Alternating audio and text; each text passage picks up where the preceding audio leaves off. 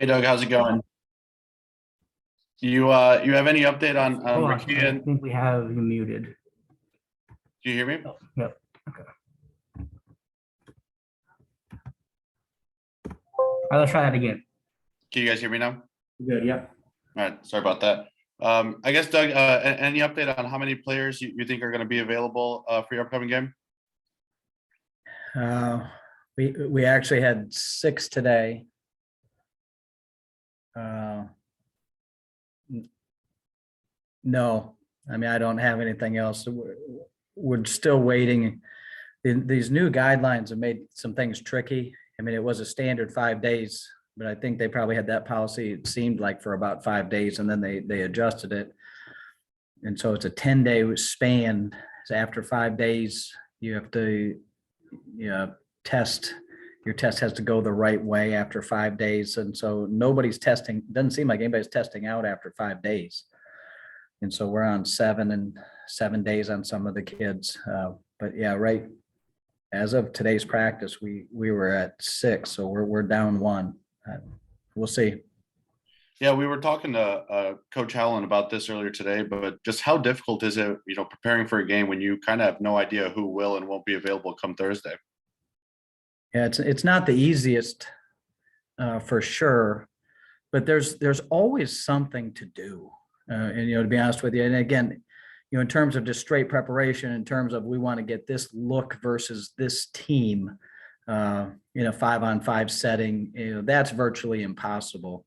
But I can also say this: I've been guilty at this over the course of my career, and it's probably especially on the first 10 years of coaching, is I never felt like we had enough time to get the proper shooting done, the proper passing, the proper 2-man game, stuff like that, because you got too consumed with just straight team strategy, tactics, and that kind of thing. So we definitely have more time with 6 players out there, with 7 players out there to do some of that skill work that's definitely needed throughout the season. So while we can't do some things for preparation the way we would want to do it, there are some other things that we can do at a very high level, and like it or not, we're choosing to go all out in those areas.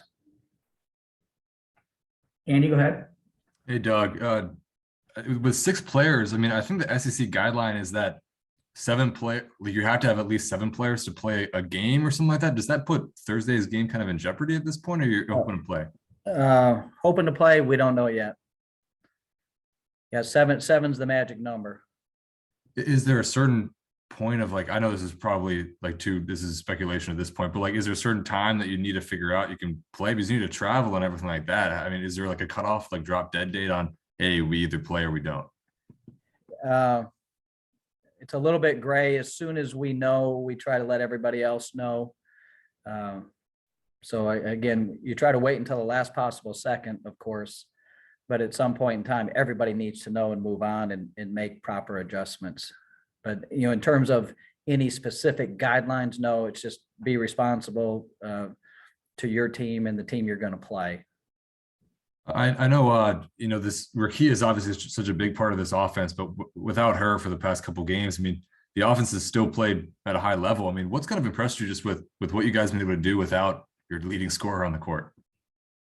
Yeah, it's been a little bit different. We were already small with Rakia, I felt, in relation to SEC type talent, but we just went a little bit smaller because we had to. And the ball is moving still. These practices after Christmas, and this isn't uncommon throughout the country, that teams start to gel a little bit better for the most part. They start to understand some terminology. They start to understand how their particular coach may want them to play. And I think that's happened. The unfortunate thing about Rakia is not just that we don't get to use her great skill and she's a heck of a player. The unfortunate thing is that she's missing all of these practices. Not her fault. She wants to be out there so bad, and she wants to play in those games so bad.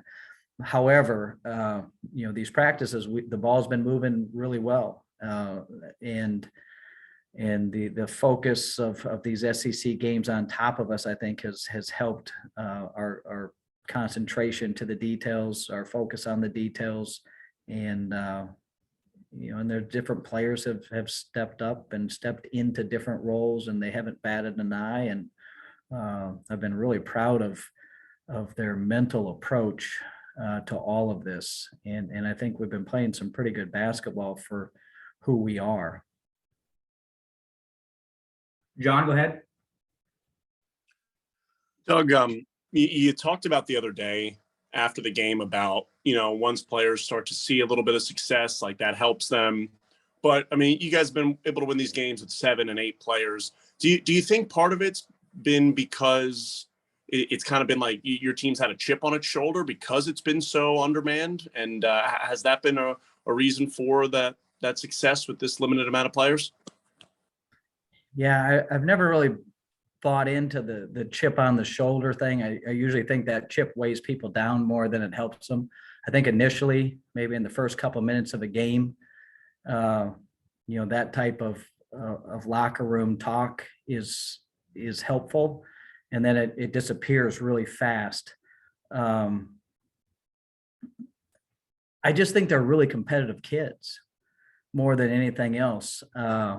And I don't think they feel like anybody's slighting them. I don't feel like they're listening to outside noise. They're just listening to each other, maybe the coaching staff, in like, what do we need to do right now to be the most successful we can be, whatever it is. So if I say, hey, the first 4 possessions, we're going to run this action, and it's going to get down to about 10 seconds on the clock, take a layup at any point in time. So we need to do this so that we can control the pace of play and set the tone for this game. Nobody is saying, well, I need to shoot that ball. I need this touch. I need this. No, that's out the window. They are all in to whatever we need on that particular game to give us the best chance to hang in there at the end. And so, but that's what competitive kids do. And so that was, I don't know if it's anything that we've done. I don't think we've destroyed anything, and we probably encouraged it, but they had that in second grade. Like, who the competitive kids are in second grade, and that doesn't usually change. Sometimes people can grow and mature into a little bit better of a competitor, but when you have true competitors, that's like, that was brought in here. Anything else for Coach?